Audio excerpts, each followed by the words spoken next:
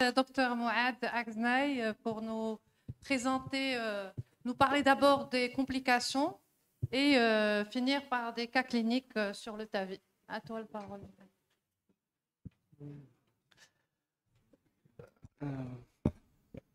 Bonsoir à tous, merci à l'AMCAR de m'avoir invité ce soir. Donc moi je vais parler d'un truc un peu moins sympa pour les cardiologues interventionnels, c'est les complications qu'on peut avoir lors d'une procédure TAVI ou un peu après. En gros, on peut séparer les complications du TAVI en complications per-procédure ou post-procédure immédiate. Hein. Ça va être des complications locales qu'on va avoir pendant la procédure et les complications qu'on peut avoir tout de suite après, dans les 24-48 heures après, en tout cas pendant l'hospitalisation du patient, et les complications plus à distance. Alors, les complications locales que je voudrais développer, qui sont les plus fréquentes, c'est la tamponnade. Donc, bon, c'est moins d'1%, mais on a tous vu un patient tamponné lors d'une procédure TAVI, et c'est le plus souvent dû à la sonde d'entraînement. Alors, comme disait Kamal tout à l'heure, c'est vraiment très important de faire très attention et de choisir une stimulation différente chez les patients qui ont des antécédents d'infarctus inférieur, avec extension au VD. Donc, on les draine et on leur laisse un drain péricardique. Et puis, bon, le plus souvent, ça se passe bien. Parfois, c'est secondaire à une dilacération par le guide intravégé ou une rupture annulaire. Et là, ça se passe pas bien du tout. Quand ils ne décèdent pas, on les envoie en chirurgie. La dissection aortique, bon, ça c'est pour les anatomies les plus difficiles, tortueuses, les calcifications importantes. On les traite le plus souvent de manière conservative pour les types B. Les ruptures annulaires, alors ça, c'est une complication redoutable. Il faut savoir que le plus souvent, il faut faire très attention quand il y a des calcifications de la chambre de chasse et de l'anneau. Quand il y a des device oversizing, c'est pour ça que la mesure de l'anneau par le scanner est extrêmement importante, d'où la qualité, en fait, on est vraiment conditionné par la qualité des scanners. Quand on a des scanners de mauvaise qualité, et on peut mal mesurer l'anneau et faire vraiment faire des erreurs qui peuvent être fatales. Et c'est plus fréquent avec les valves dites balloon expandable type Edwards. La rupture totale est souvent fatale, hein, le patient décède le plus souvent. Quand on peut l'envoyer en chirurgie, on le fait. Quand les ruptures sont contenues, on peut leur proposer des bouchons vasculaires, des systèmes d'occlusion ou une deuxième valve. Et parfois, il y a des toutes petites ruptures. On peut essayer d'antagoniser l'héparine, de drainer et puis de surveiller l'échographie. Donc, vous voyez ici, c'est les calcifications qu'on appelle calcifications tueuses. Hein. C'est des calcifications qui sont étendues au niveau de l'anneau et de la chambre de chasse. Et ça qu'on peut en fait complètement craquer quand on largue la valve et ça entraîne la rupture annulaire. L'immigration de prothèses, Emmanuel en a un petit peu parlé tout à l'heure. Alors, c'est un peu moins d'1%, avec une mortalité et surtout une morbidité importante. Elles sont parfois retardées, hein, on peut les voir 24 heures après la procédure. Donc, elles sont plus fréquentes pour les anatomies extrêmes, les hypertrophies ventriculaires importantes et les fuites pures.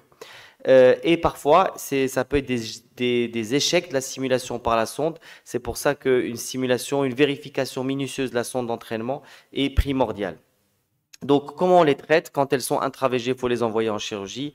Quand les embolies sont aortiques, on les tracte par un ballon de valvuloplastie ou par un lasso jusqu'en aval de la sous-clavière gauche et on les laisse là et on met une deuxième valve. Donc ici, vous voyez sur le scanner là. Donc là, en fait, on a tracté, c'est une valve qui a migré, on l'a tracté par un ballon de valvuloplastie et cette manœuvre, c'est compliqué d'une dissection de type B qu'on a respectée. Malheureusement, ces manœuvres peuvent être compliquées d'AVC. Ça, c'est la complication la plus fréquente quand on a une migration de valve. Pour les occlusions coronaires, bon, ça aussi, on en a tous vu au moins une fois. Il faut savoir que c'est moins d'1% pour les valves natives, c'est 3,5% pour les valves in-valve. Ça touche surtout le tronc.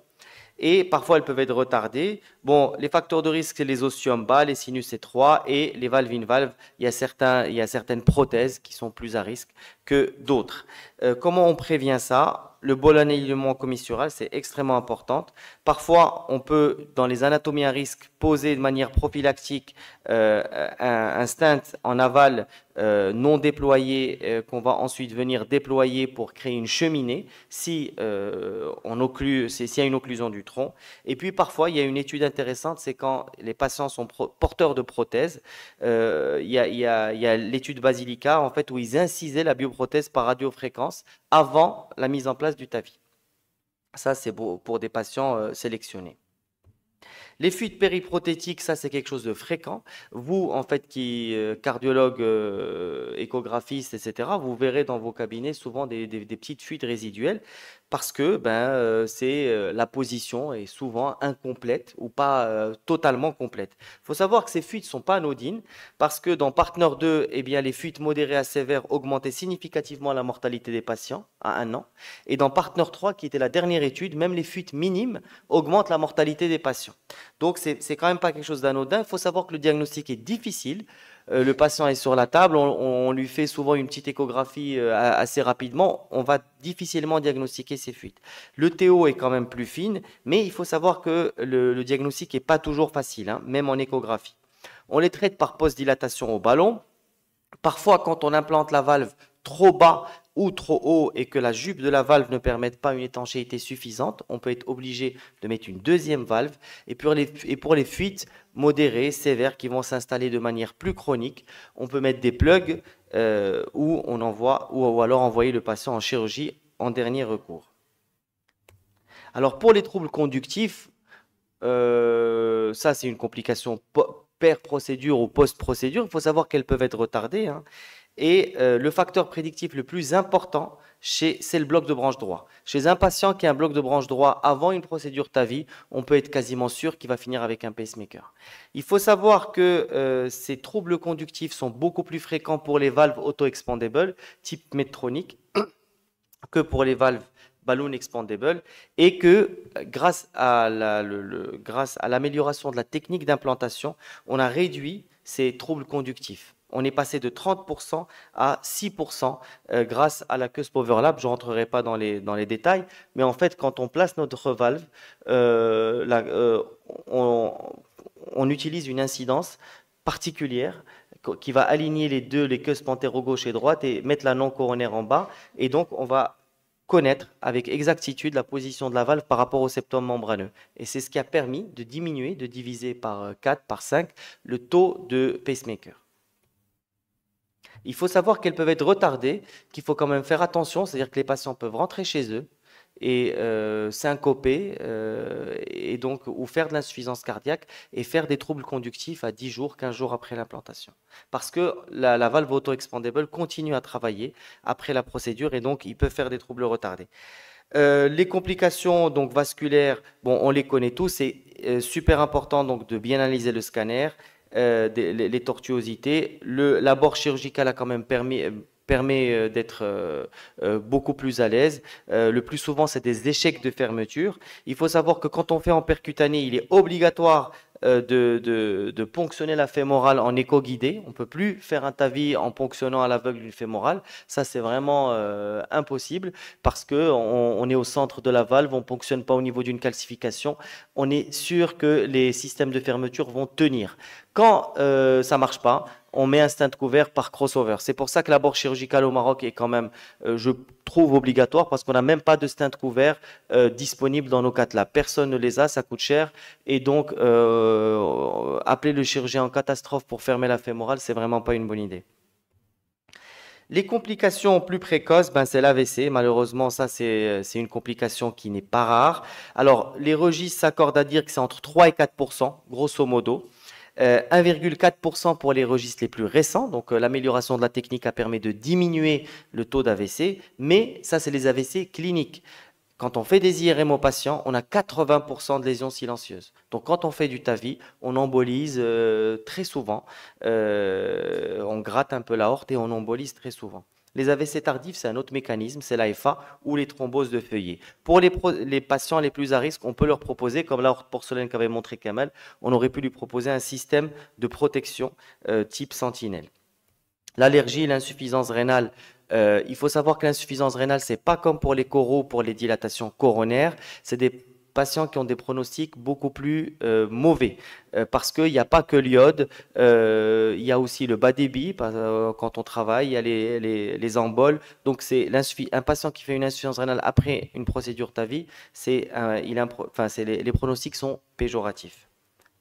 Pour les complications au long cours, on a les mêmes complications finalement que les chirurgiens, les endocardites, les dégénérescences et les thromboses de prothèses. Et puis on a des complications spécifiques dont on a déjà parlé, c'est les fuites paraprothétiques et les migrations de prothèses. Il faut savoir que les endocardites, c'est quand même intéressant d'en parler, c'est 1%, c'est le même taux que la chirurgie, c'est du staph et de l'entérocoque et le délai de survenue, c'est environ 5,3 mois. Donc c'est nosocomial. La mortalité est extrêmement élevée, ce pas des patients qu'on va aller opérer. S'ils font un abcès de l'anneau, ils vont le plus souvent malheureusement décéder. Les facteurs favorisants, c'est les sujets jeunes et encore une fois, les fuites paraprothétiques qui apparaissent comme facteurs de risque de survenue d'endocardite. Les dégénérescences de bioprothèses, on est content, on fait mieux que les chirurgiens. Donc, on a 2% de dégénérescence à 10 ans versus 4% pour la chirurgie. Et les thromboses de feuillet, alors ça, c'est quelque chose, il faut être vigilant. Le TAVI, sa thrombose, c'est les mêmes taux que la chirurgie, mais chez un patient qui va installer une fuite à distance ou alors qui va augmenter ses gradients, il faut penser à la thrombose de feuillet, il faut lui faire un scanner, on confirme la thrombose et il faut l'anticoaguler, ça régresse dans 90% des cas. Voilà, donc j'ai essayé j'espère que ça n'a pas fait trop catalogue, hein, de parler un peu des complications, de les énumérer, mais ça, bon, j'ai pas parlé des autres complications qu'on peut avoir, les ruptures septales, les ruptures de piliers mitraux, c'est extrêmement rare. J'ai détaillé les complications les plus fréquentes qu'on peut rencontrer et les choses sur lesquelles vous devez être vigilant, vous, cardiologues en ville. Alors, pour les cas cliniques, j'en ai deux. La première, c'est exactement les patients qu'on voit, 83 ans, NYHA4, hospitalisé 3 fois pour insuffisance cardiaque,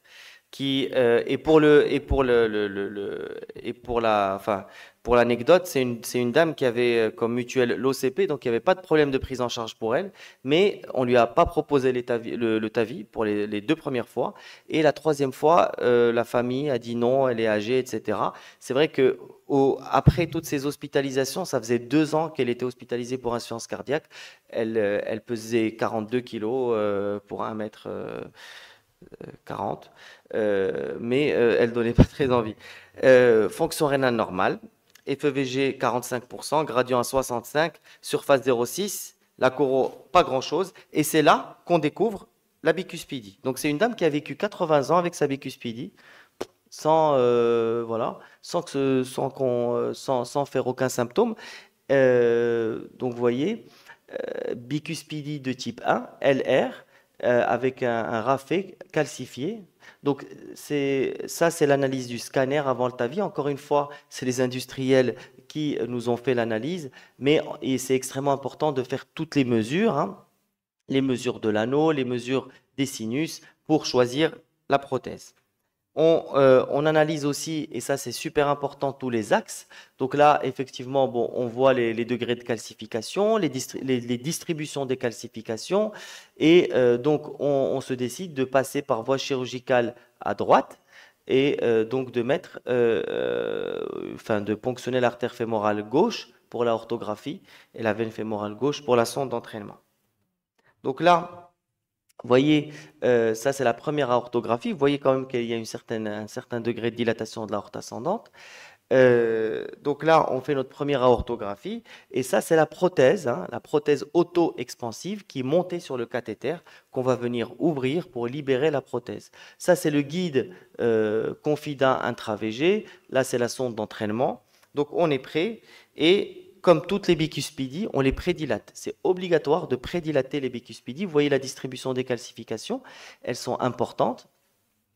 Et donc, on commence par larguer la valve. Bon, là, la pictelle, excusez la position de la pictelle. Hein. Et puis donc voilà, bon, je rentre pas dans les détails, mais c'est cette vue radiologique donc en cusp overlap qui a permis de diminuer l'incidence parce que le septum membraneux se trouve quelque part par là, donc là, et du coup on essaye d'implanter la valve au-dessus du septum membraneux pour éviter les troubles conductifs. Donc voilà, on vérifie la position de la valve en antéro-gauche et ça c'est la orthographie finale. Donc il persistait une minime fuite périprothétique qu'on a décidé de respecter au vu de l'âge de la patiente qui a fini par disparaître. Et pour la petite histoire, j'ai revu la dame à 3 mois et à 6 mois. Elle a pris 5 kilos, elle est venue maquillée, belle gosse, donc ça lui a changé la vie. Voilà. La taille, elle n'a pas changé. L'autre cas, c'est un cas plus sympa. La CNOPS ont accepté pour lui, et ça, c'était parce que sa fille connaissait quelqu'un qui travaillait, qui connaissait quelqu'un qui travaillait à la CNOPS. Mais, mais lui, je crois ils auraient dit Redux, hein. Amine aurait été content, mais 72 ans, triple pack en 2015, NYHA3, FEVG 65%, gradient 52, surface à 0,8. Des QRS fins sur le CG. On a contrôlé sa coro, les pontages étaient nickel. Fonction rénale normale. Donc, on décide d'implanter une valve montée sur ballon. Donc, j'ai décidé, voilà, je voulais vous montrer l'autre prothèse disponible sur le marché. Et encore une fois, là, l'analyse du scanner est très importante. Vous voyez, sa valve est tricuspide, pas très calcifiée, mais fibreuse, avec des gradients élevés. Et vous voyez, là, sur le scanner, on analyse la distribution des différentes calcifications et puis on mesure on mesure l'anneau, les sinus, etc. Ce qui nous a donc poussé à choisir un type c'est une Merrill, enfin 26 mm. Les axes sont parfaits, c'est des autoroutes. Et donc là, la technique est différente. On se met en vue, on analyse, on aligne les 3 cusps. Et donc c'est pareil, hein, on commence par la orthographie, on met la sonde d'entraînement. Vous voyez là, il y a les agrafes, etc. Donc voilà, c'était un patient qui était ponté, comme je vous l'ai dit, en 2015. Et ensuite, donc on n'a pas prédilaté, on a mis la valve directement. Vous voyez, donc elle est montée sur ballon. Ça, c'était les premières valves développées par Cribier qui sont montées sur ballon. Donc on gonfle le ballon et on implante la valve en position annulaire. Puis voilà le résultat final. Donc le patient va bien, il a été revu un mois après. Pas d'événement particulier à signaler. Voilà, merci beaucoup.